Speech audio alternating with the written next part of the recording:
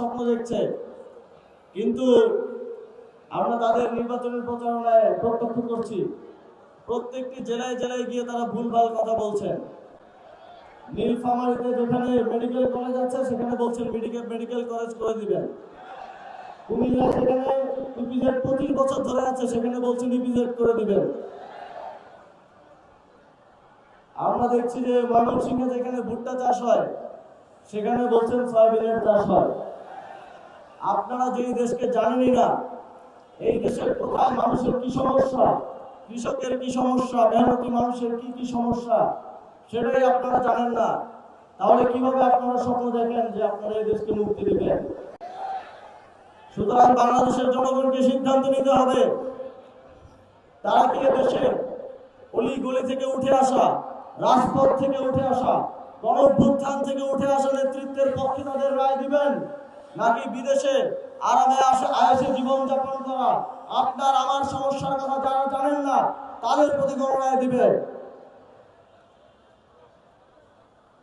আমরা আজকে যে আসনে দাঁড়িয়ে আছি সেই আসনে একজন প্রার্থী হচ্ছেন জুলাই গণঅভ্যুত্থানের এক দফার ঘোষক, আমাদের জাতীয় নাগরিক পার্টির আহ্বায়ক এবং জুলাই গণঅভ্যুত্থানের সম্মুখ সারি থেকে বাংলাদেশের জনগণকে মুক্তির পথে নেতৃত্ব দেয়া মোহাম্মদ নাহিদ ইসলাম ভাই, এবং অন্যদিকে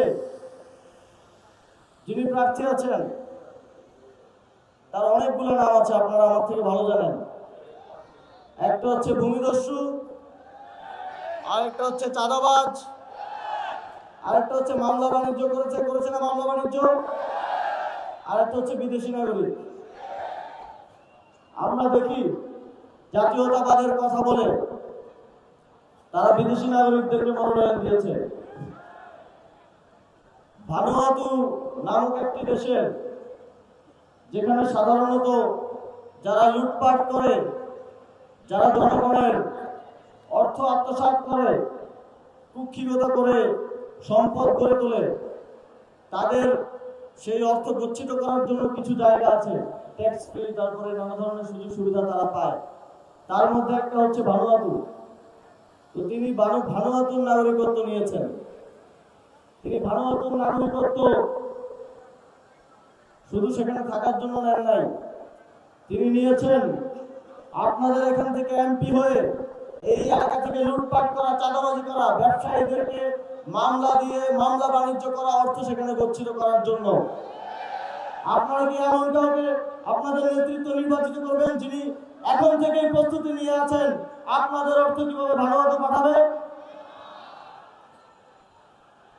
সুতরাং বন্ধুগণ, আগামী 12 ফেব্রুয়ারি আপনাদেরকে সিদ্ধান্ত নিতে হবে, আপনাদেরকে রায় দিতে হবে। গণতন্ত্রের পক্ষে, ইনসাফের পক্ষে, ন্যায়ের পক্ষে, আপনাদের মুক্তির পক্ষে আপনাদেরকে এমন নেতৃত্ব বেছে নিতে হবে যারা আপনাদেরকে নতুন বাংলাদেশ উপহার দিবে। এমন নেতৃত্ব বেছে নিতে হবে যারা 5 আগস্টের পূর্বে যেভাবে বাংলাদেশ চলেছে এবং তারপরে গত 17 মাস যেভাবে চাঁদাবাজি করেছে, সেই দিন যেন আপনাদেরকে আর না দেখতে হয়, তা আপনাদেরকে নির্ধারণ করতে হবে। আপনাদেরকে এই আহ্বান জানিয়ে এবং আগামী দিনে 12 ফেব্রুয়ারির পর আবারও সাতলাতলির বিজয়ের মিছিলে, 11 দলীয় জোটের বিজয়ের মিছিলে, নাহিদ ইসলামের বিজয়ের মিছিলে আপনাদের সাথে সাক্ষাৎ হবে, সেই প্রত্যাশা ব্যক্ত করে আমার বক্তব্য শেষ করছি। আসসালামু আলাইকুম।